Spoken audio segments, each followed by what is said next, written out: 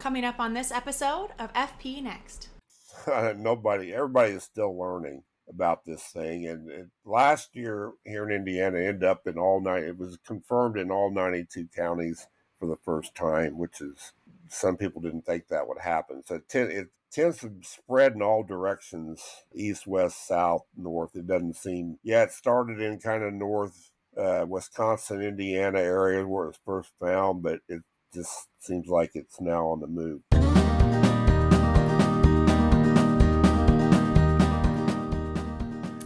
Hello, everyone, and welcome to the Shop Talk episode of FP Next, powered by John Deere. I'm one of your co-hosts for this farmer and rancher-driven podcast, Sarah McNaughton-Peterson, and I'm here with Curt Arns. Hi, Sarah. Yes, we're powered by John Deere, so for all of your equipment and technology needs, see your local Deere dealer. So our listeners might have noticed we did actually not have an episode last week like we were supposed to, and as much as we love technology, sometimes it just breaks. And that was the case. We went to record last week's episode, which you are about to hear now, and nothing was working out for us. My computer actually had to get rebuilt because it forgot it had a hard drive. So we're going to have the Shop Talk episode today, and then next week will be our Farm Files episode, and then we'll be all caught back up on our recording schedule. So you mean technology's not perfect? I can't imagine. I never knew that. Yeah, and it wasn't agri-terrorism, but everything, you did get everything figured out. But by the way, we are going to have an episode coming up on agri-terrorism, which is kind of something that a lot of farmers are sort of concerned about. The industry is concerned about. A while back, we had an FBI agent talking about cybersecurity, how you can, kind of not fail safe your farm, but certainly make it more secure on the cyber side. And we're going to kind of feed into some of the other really dark issues on agri-terrorism, down the road here. Absolutely. It's not something that's discussed all the time, but like that FBI agent shared in our last episode, food security is national security. So that should be a really fun topic to get into.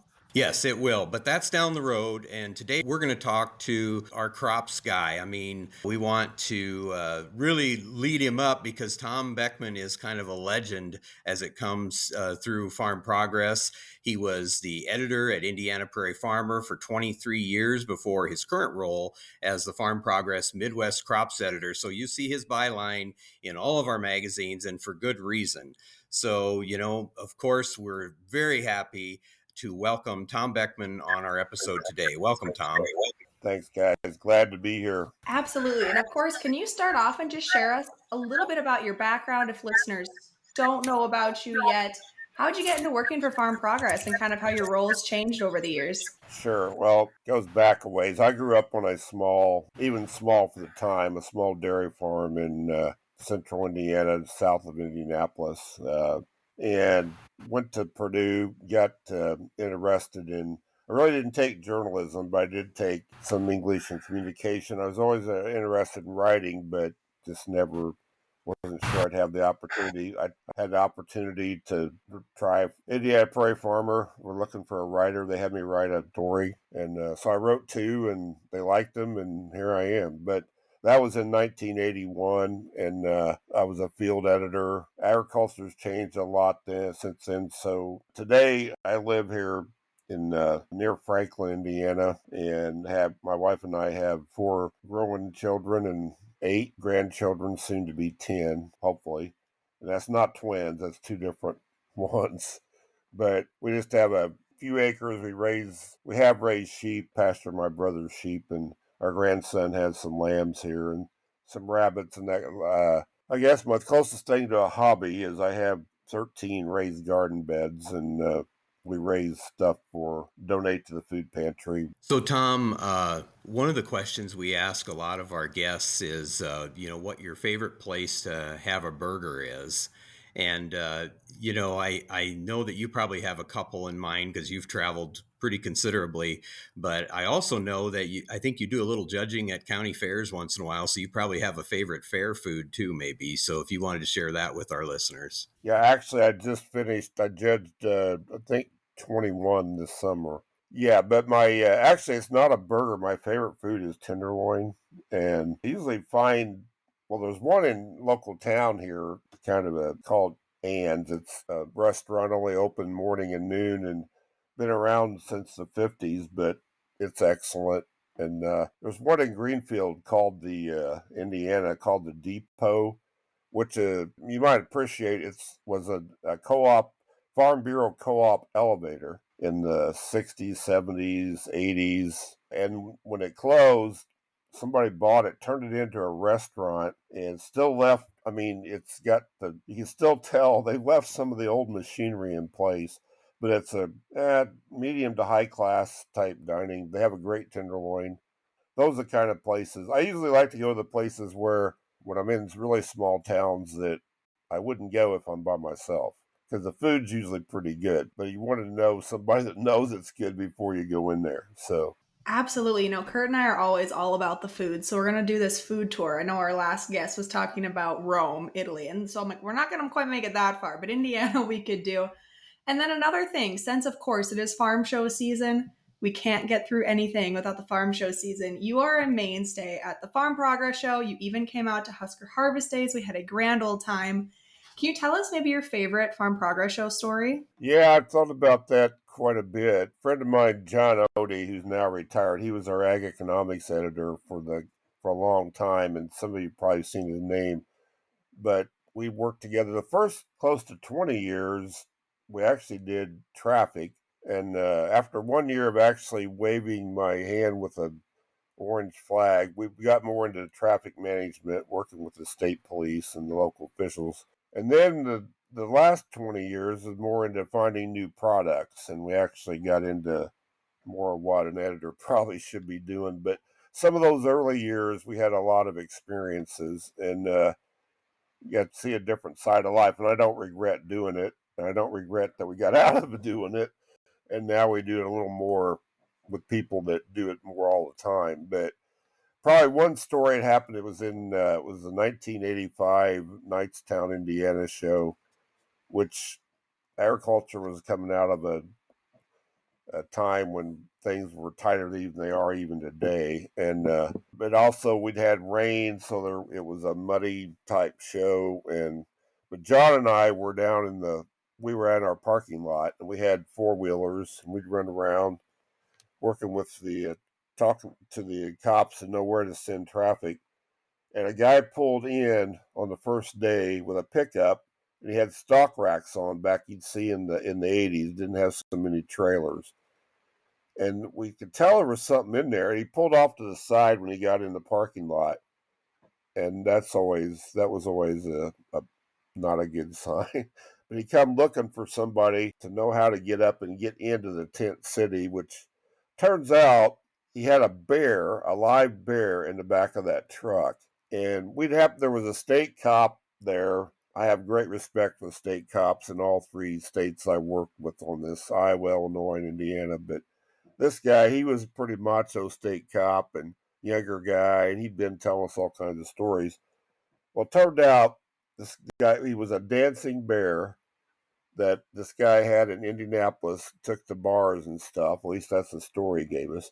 And one of the chainsaw companies that hired him to come in, they were going to have him at their exhibit, and he'd know how to get in there. And it didn't take long for John Odie, my friend, to figure out that we ought to get this state cop to dance with the bear. And he did get him out. He was on a chain. I'm not sure how much dancing they did, but I think people that went by that day probably thought, what the heck is going on? But there was a live bear at the show. He got back in the truck, and they disappeared up into the crowd, and I never saw him again, but that happened. Man, that is a story I have never heard. And I've heard a lot of Farm Progress show stories about you and John Odie, but that's one I had never heard. I know your role at the shows has kind of changed and evolved over the years too, because back in the day when things were just kind of getting started, you as an editor played a lot of different roles at the show, including maybe traffic control sometimes, right? Yeah, that was the main thing that I did. Even sometimes, so there were posts to paint and stuff on the day before, but John and I, for close to 20 years, we actually were in the traffic control, and we would actually go to the meetings several months ahead. and sit there and talk to the state cops. And we kind of there's a show manager, so we were kind of his liaisons with the authorities, the police that help put these things on. He had other things to do, and it was our job to talk to them. But Absolutely. We've heard a lot of stories, the Farm Progress Show, and I think we could keep chatting on this for such a long time because Kurt and I, we love the farm shows. Everybody does, right? But something else is, Tom, I think you might be the closest thing Farm Progress has to an actual agronomist with all of your years of experience covering crops. And now in your role as Midwest Crops Editor, can you tell us a little bit about what the corn and soybean conditions are looking like in Indiana? yeah, Sarah, it's a mixed bag for sure. I think it is across some of the Midwest. I know I think Curt, Nebraska, and Iowa got a lot better start. I think things are probably a lot farther ahead. At least that's what my sources say. But the northern half of Indiana got a decent start on planting. The southern half's been rain delayed. Southern third of Illinois may be worse. Ohio was for a while. They started getting breaks, but so there is corn probably normal that's got ears on it already, and there is corn that's knee high. Not too many of those, but there is some. And I know there was some planted June the 20th, that time frame. Yet, and the guys decided to go ahead and plant. But the soybeans were for anywhere from, judging last week, I saw beans with probably at R5, and there's some not far from my house that are probably V6, barely knee high, and it's just that's first crop. And then the southern half of Indiana, there's quite a bit of double crop. The wheat was a pretty good this year. Guys that had intensive management on soft red winter wheat planted the fall, and if they use intensive management and fungicides several trips, I've heard 90 to 115 yields, bushel per acre yields. So pretty good wheat year, and then they come back with double crop. But especially the southern half of the state, that's been fighting rain all spring. The northern half was pretty good, and then there's a part in the northwestern Indiana that's actually went dry. And I know a week ago, verified report, there was a farmer ready to call in the insurance, and this on sandy, it's a sandy soil, and it wasn't irrigated, and ready to write it off, zero it out on corn. So it's that variable, and we've had rain all last week, but again, it's here hit and miss. Like I say, other than probably southern half of Indiana and southern third of Illinois are probably taking on the chin the worst this year.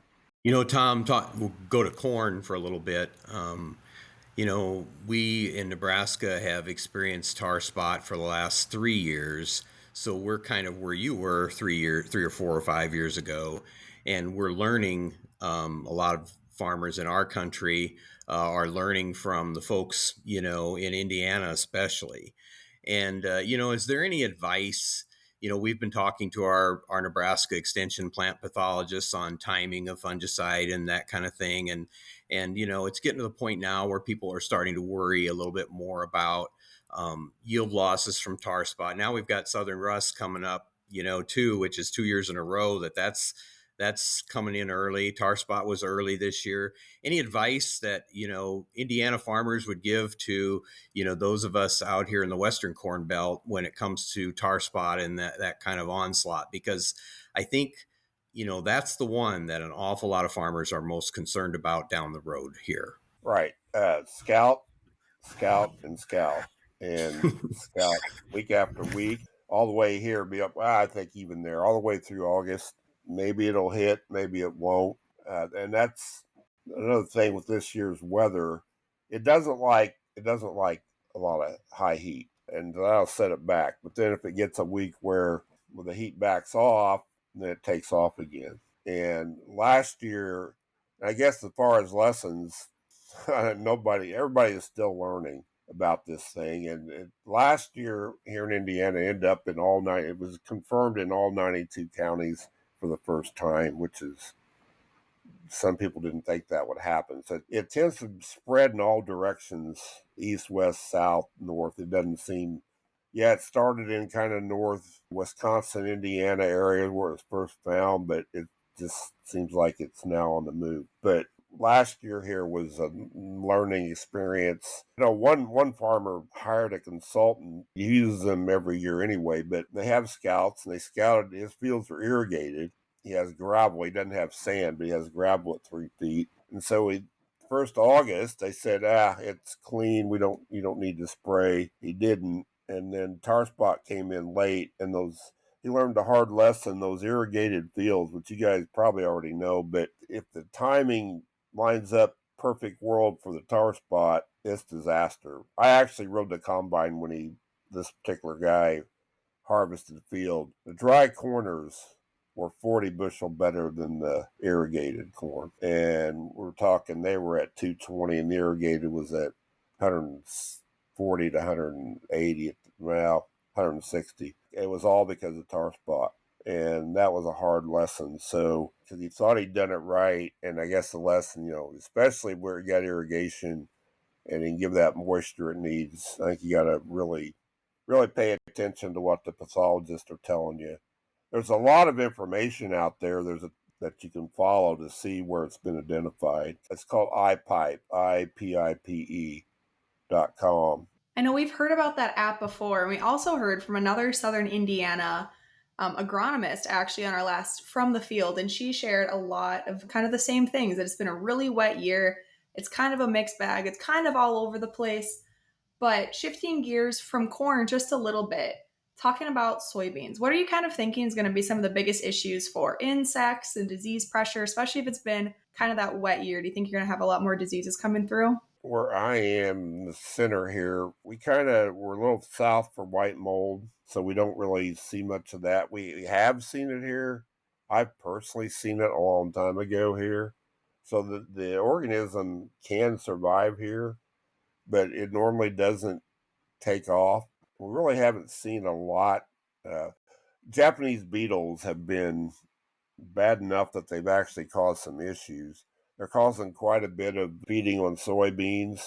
Most of it, though, soybeans at most of the year can withstand a lot of damage. And even when they're potting, it takes more than 10% total defoliation. That's on the whole plant. So they tend to just feed on top. So you can get some top leaves that look pretty beat up and still maybe not have to spray. But it's something you might want to look at this year, which most years you don't. 2 or 3 weeks ago, I was at a judging crops at a fair, and some of the ears on the corn the silks were clipped. And the dad said, "Yeah, we didn't. I didn't realize it. I'm going to go line up. Probably have to spray for these beetles on Monday." So that was, yeah. This and Iowa, the entomologist in Iowa, first 3 weeks ago put out the warning on Japanese beetles, and definitely that's been a big year for them. We'll watch for stink bugs. If you get a year where they can do a lot of damage, because if it's fortunately it only happens every few years, but knowing what's out there and knowing if this is the year, because they can eat on the pod and it opens them up for secondary infections, which are usually worse because then that causes damage on the bean. But right now it's more just weed control has been an issue this year because of not being able to spray timely, not getting the greatest results. So a lot of people are still have been at least still battling some weeds. Yeah, Tom, this year, and we haven't seen this in a bunch of years, but in northern Nebraska, where I'm at, we actually have soybean aphids, and it's been a pretty strong infestation right now. We're starting to see them, but we haven't had an early summer that's been kind of wet and muggy like this, and that's kind of been the temperatures have been pretty perfect for that. It's been a lot of the young producers have never seen it before, and I remember it pretty darn well that we've had these issues. Also, how about like sudden death? And you talked a little bit about white mold, but how about sudden death? That's something that some of the farmers have seen just in the last few years here and there. Do you have any patterns or trends along those lines too? Well, yeah, it's been here and there for a long time. Haven't had too many outbreaks in the last few years. Don't know what this year will bring. One I'm concerned about, seeing more talk about, is red crown rot. I don't know whether it's reached uh, everywhere yet, but it's ramping up. And part of the problem with it is it can mimic the symptoms of brown stem rot and sudden death syndrome. But the difference with it, the stem, most of the time down to ground level will get a really distinct red color above the ground. But we've had a couple articles on that. One of them has some really distinct pictures that show it. That if you haven't seen it and you're out looking, I think part of it, what the disease specialists are telling me, is people just need to learn to recognize it. And actually heard Purdue's Darcy Talenko talk last Friday or Thursday, I guess, on that you need to be looking for it. It's starting to get reports here and there. It's not like it's up to an epidemic level, but it's out there. So frog eye leaf spot causes concern. Haven't seen as much of that lately. There's a little bit of that out there this year, she says, but that's one that's already developed resistance to some of the fungicides. But it's a little bit more usually in the southern uh, parts of the region. But so those are all ones to keep looking for. Absolutely. It seems like anytime I'm reading about research from extension or universities talking about how to combat diseases, insects, weeds, it's always get out there and scout, go look at it, get your eyes on the field. And I think that's just kind of the name of the game, is know what you're looking for and get out there and look for it. And I don't know if you have a crystal ball. Curt and I always say we do not have crystal balls in our offices as much as we wish we did. But what do you think the biggest concerns are going to be moving forward in kind of your area and like through the I-States for harvest? Is it going to be poor yields? Is it going to be the disease issue we kind of mentioned? Is it going to be like field and soil conditions? What are you kind of hearing from your sources, and what do you think? Well, it depends where you're at and what weather you've had. There's even here, and I know for sure, like out in Nebraska, uh, Iowa, and maybe even South Dakota, some places are pretty normal. Some places are probably have good yields. I've actually had a couple of inquiries uh, in the last from the from the fringes of the Corn Belt in the last couple of weeks, actually from some of our other editors that are ready to gear up to write stories about uh, how to store corn when you don't have enough storage. I guess in the South, there's some people that have grown more corn because of the market shift, and now they're not sure how they're going to store it. Can they use this bags? And then in the Northeast, the crops look good, and they're not sure where they're going to put it all either. And the price is so low, and you don't want to just sell it on the market.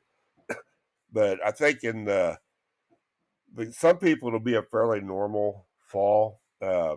People where it's been so late are going to be hoping for late frost, which has been trending that way, and they're definitely going to need it this year. And then hope for some weather where there's going to be a lot of later beans, especially in the areas that were late planted. So I think that's one that'll be coming on. I don't know of anything. There's some talk right now about what's been hot in the last 3 or 4 days. It's called tassel wrap, where the corn tassels are getting tied up because they grow too fast. I'm hoping that'll kind of be a novelty deal by the time we get to harvest. But I think when you're out looking in August and stuff, if you're out trying to estimate corn yields, if you find some poor pollination, that's one thing to think about. Could that be what's causing it? Or caused it? I don't think, hopefully, and I've talked to an agronomist this morning, hopefully it's not going to be a major issue, but it's getting a lot of play on social media in the last few days. So hopefully it'll be, for the most part, fairly normal. Some people that got crops in early, they should be coming out dry. There'll be some wetter corn and need to go back and dry some stuff in parts where they got planted late. So, Tom, I was at a field day last week north of Lincoln, and it was on an organic farm, and they had Greenfield Robotics had some of their robots going through weeding some pretty heavy foxtail because it's been fairly wet in that area. So they had some foxtail. A little later, planted beans into a rye cover crop, and it was interesting to watch these robotic weeders work their way through the field and turn around on the end on their own, and it was just amazing. And I couldn't help but think, when I was a kid, what farming was like. And, up until even 15 years ago when I was farming full time, how the technology has changed so much. And even in your career, at Indiana Prairie Farmer, you know, how has that been? I mean, when you started, thinking about what the technology was on the farm then compared to, what we've seen over the last 25, 30 years, is pretty incredible, don't you think? Yes, it definitely is. And we started out in the late 60s, early 70s, 4-row corn planter, and now mostly 16 and well, it's 12, 16, a lot of 24-row planters even here. But I was at field day last week too, where the Purdue weed scientists had some different technologies they're looking at in plots, and they had them out there parked. One of them was the John Deere See and Spray that targets weeds, and they're kind of going beyond the gee whiz of it and down into the practical. So if you can spray 10% of the field or 20%, not only are you saving that, but is not putting herbicide on that other 80%. Does that make those plants healthier? And trying to figure that out, or that's yes true or not. They also had us, I have trouble saying the name, but a Solinfotech, I think, robot, autonomous sprayer that looks like something out of Star Wars, but it can cover, it goes off on its own and can spray the whole field by itself. And again, targeting weeds. And then they had some other, well, they had a big drone there, the spray drone and stuff. And so, yeah, I never would imagine some of that to actually become reality, but it it's getting there. A lot of things, a lot of questions yet to answer, but we've come a long way, and I think there's a long way to go yet. So, I know it's always so cool to see all that technology. And even, Tom, when you're scouring the grounds, the Farm Progress Show, and we're running around Husker trying to find all those new products and all that new tech, there's so many fantastically smart people out there coming up with all of these ideas to help farmers. And then when you get to see the research, it is just super cool to see all those new changes and all those things that can help farmers be more efficient and more profitable. But wrapping up today's episode, do you have any other final thoughts on the Midwest crop side you want to share with our listeners? I think it's just every year is going to be different. And in fact, I talked with a farmer Saturday who helped me, was my helper at a county fair, and when we got done, he was saying, I'll just be glad when this year is over. It's another strange year. And yeah, but every year's been strange for the last 10, 20 years or 15 years, but they're just all different. And I read an article Gil Gullickson at Wallace's Farmer Editor wrote about weather here in the last few days. And the weather people say, there's a drought somewhere every year. There's too much rain somewhere every year. And it just depends. Your outlook kind of depends on whether it's you or not. In southern Indiana, I think this is the year where they're going to be on the kind of the tail of the donkey, where you got low prices and not so great yields.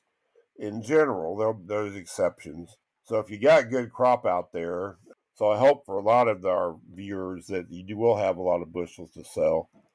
And maybe it's not as fun harvesting 250 bushel corn when it's only $4. But hey, I harvested a lot of 150 bushel corn 30 years ago with my dad, or 35 years ago when it was $2 or less. So it's all relative.